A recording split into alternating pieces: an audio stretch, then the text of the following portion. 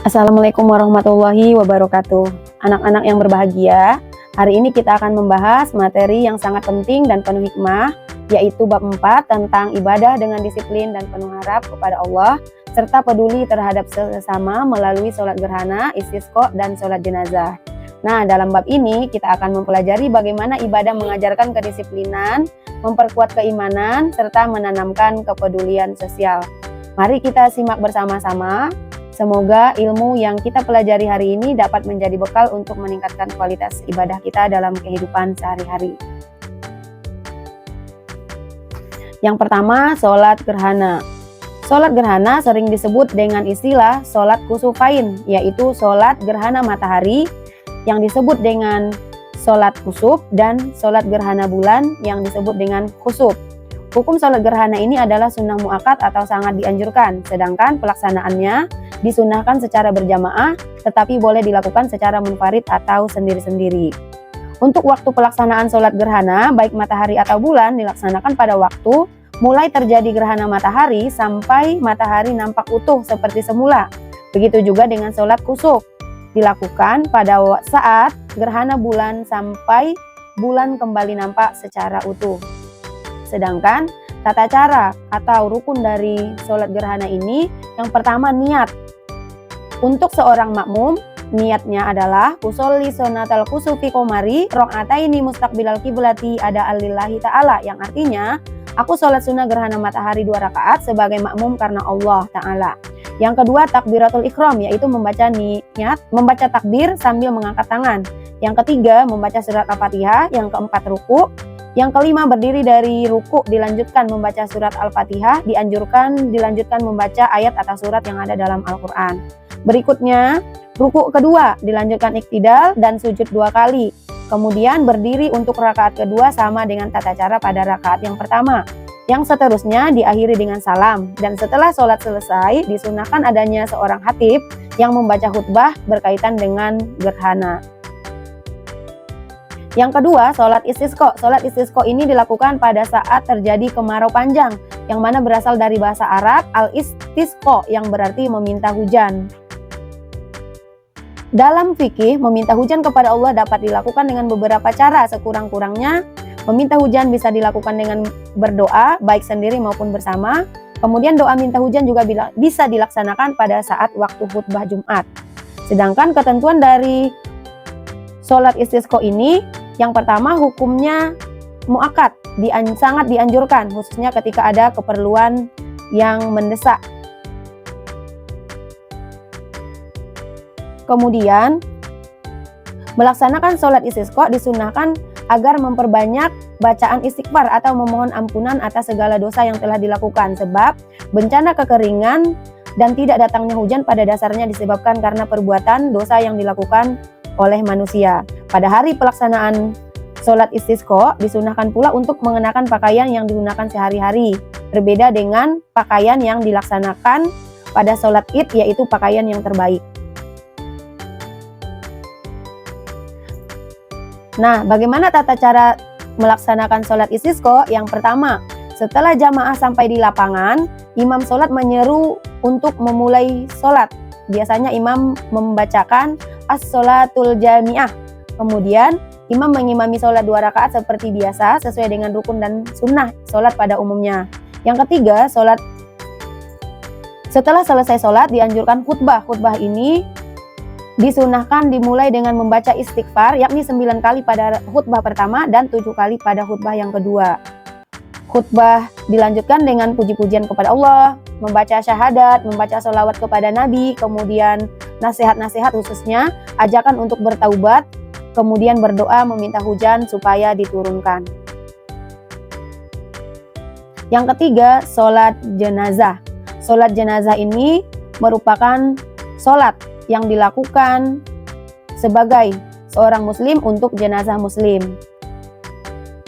Sholat jenazah ini juga merupakan bagian dari 4 fardu kifayah yang dikerjakan oleh seorang muslim atau diwajibkan bagi muslim ketika muslim yang lainnya meninggal dunia. Sedangkan ketentuan dari sholat jenazah adalah yang pertama dimulai dari niat.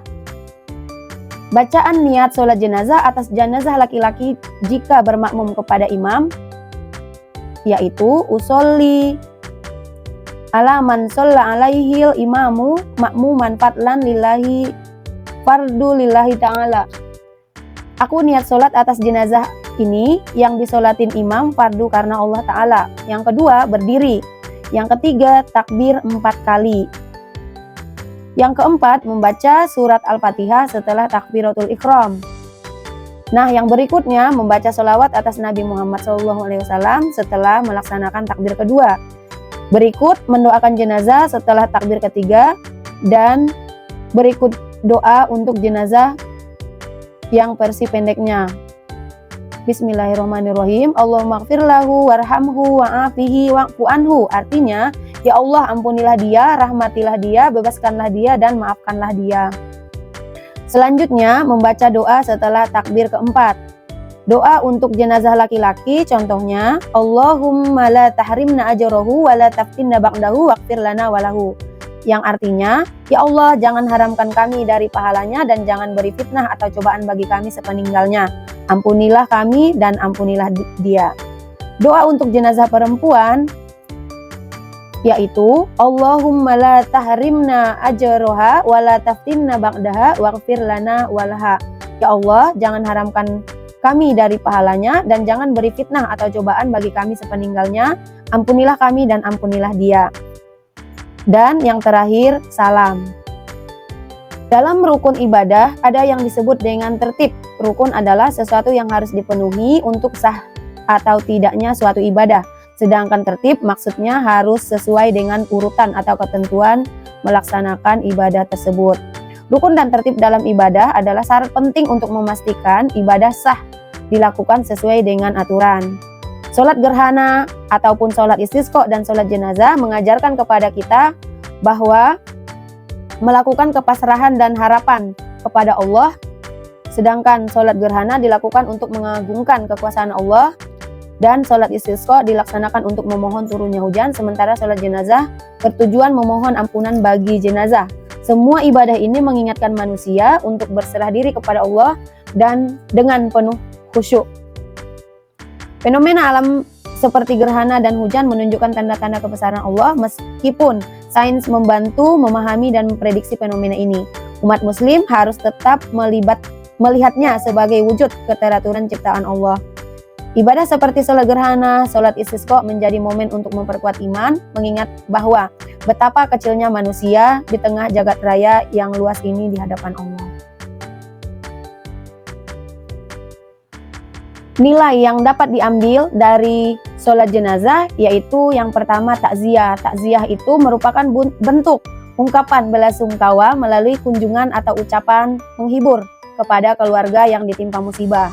Tujuannya memberikan dukungan materi, mendoakan agar jenazah mendapat ampunan, serta menguatkan keluarga agar bersabar menghadapi musibah tersebut.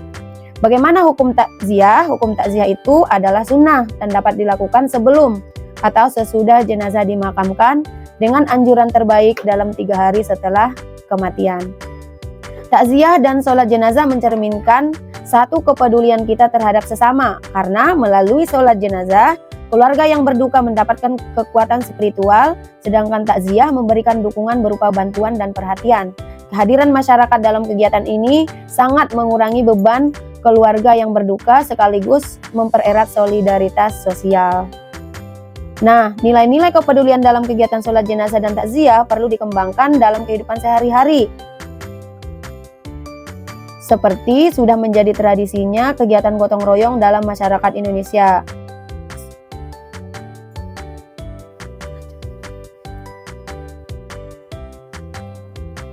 Yang terakhir, hikmah.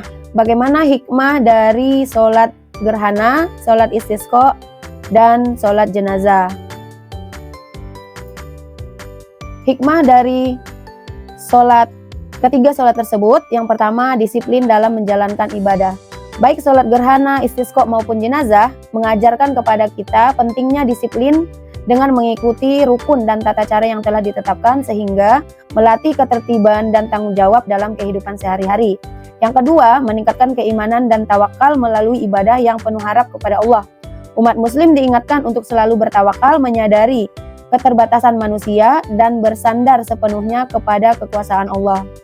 Yang ketiga, meningkatkan kepedulian terhadap sesama. Sholat jenazah dan takziah mengajarkan pentingnya bersifat empati, merasakan apa yang dirasakan oleh keluarga yang berduka, memberikan dukungan moral, material kepada keluarganya. Kemudian, yang keempat, mengingat kebesaran Allah melalui fenomena alam. Fenomena gerhana, hujan, mengingatkan manusia akan kebesaran dan keteraturan ciptaan Allah.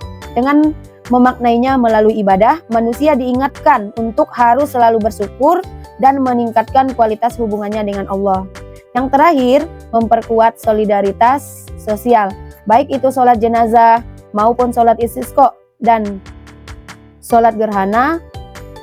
Seharusnya sebagai siswa menjadikan kita untuk meningkatkan solidaritas atau kebersamaan atau kegotong royongan dalam situasi apapun.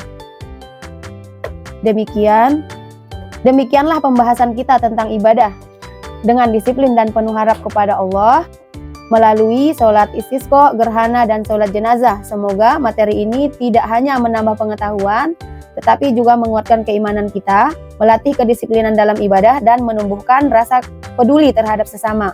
Dan tidak lupa juga untuk terus mempraktekkan nilai-nilai yang baik dalam kehidupan sehari-hari. Terima kasih atas perhatiannya. Wassalamualaikum warahmatullahi wabarakatuh.